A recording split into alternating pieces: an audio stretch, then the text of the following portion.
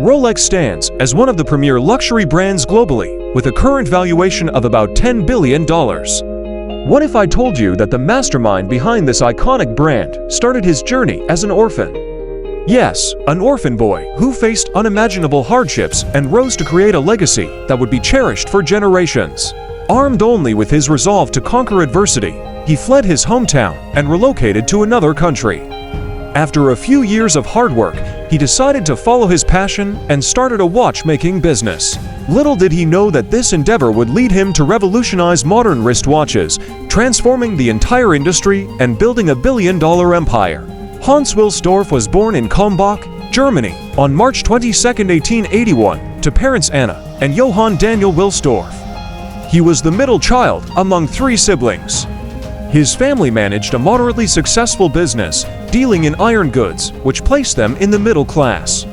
Tragically, his mother fell ill and passed away in 1892. A year later, his father also died. This left Hans an orphan at the age of 12. His uncles took over his guardianship and immediately sold the family business. They used part of the proceeds for the children's education, enrolling them in a prestigious boarding school, Ernestinum Coburg, in Bavaria, Germany. Hans initially despised this decision and felt isolated. He was seen as an outsider and often bullied because of his religion. To cope, he immersed himself in his studies. Over time, he realized that his uncle's decision, though initially unwelcome, was crucial for his future success. Our uncles were not indifferent to our fate. The way they made me self-reliant early on taught me to take care of my possessions. Looking back, I attribute much of my success to this. One day, Hans decided to leave the boarding school in Germany and move to Geneva, Switzerland. At 19, he secured an apprenticeship at an international pearl exporting company, where he learned business tactics and made a good income for his age. Later, he received a job offer from his friend at Kuno Korten, a leading high-quality watchmaking company based in La Chaux-de-Fonds. Despite better prospects at his current job, Hans' curiosity and passion for watches led him to move to La Chaux-de-Fonds in 1900. He was hired as an English correspondent and clerk, earning 80 Swiss francs per month. He was responsible for winding hundreds of pocket watches daily and ensuring their accuracy. This job gave him deep insights into watchmaking.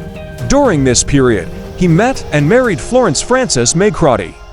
One day, while discussing life and future plans with his much older brother-in-law, Alfred James Davis, Hans expressed his desire to start his own watch business, but lacked capital. Alfred, recognizing Hans' passion and potential, decided to invest in his venture.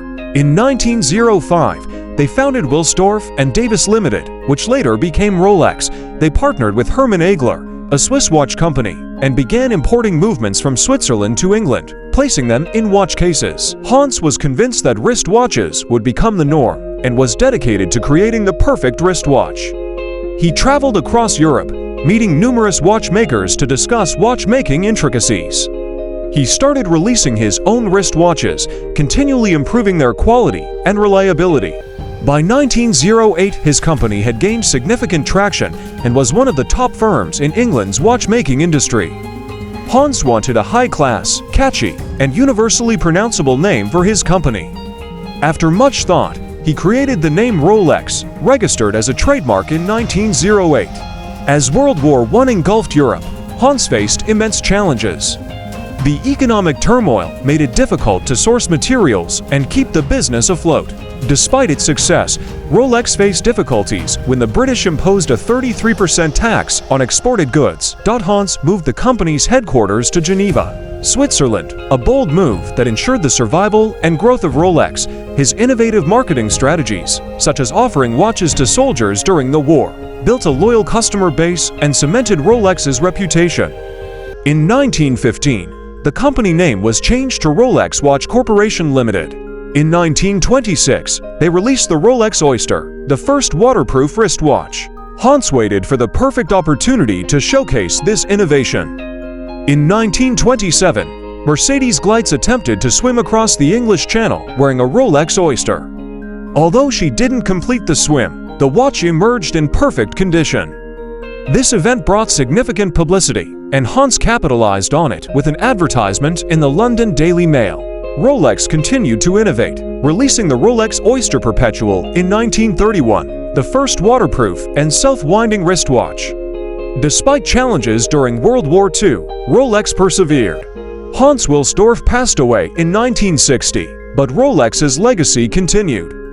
The brand transitioned to a luxury status, focusing on exclusivity and quality. In 1985, Rolex began using 904L steel, enhancing durability and justifying their high prices. Today, Rolex remains the most recognizable watch brand, a testament to Hans Wilsdorf's vision and innovation. So next time you glance at a Rolex, remember the incredible journey of Hans Wilsdorf, the orphan boy who created Rolex, a journey of hope, perseverance, and an unbreakable spirit.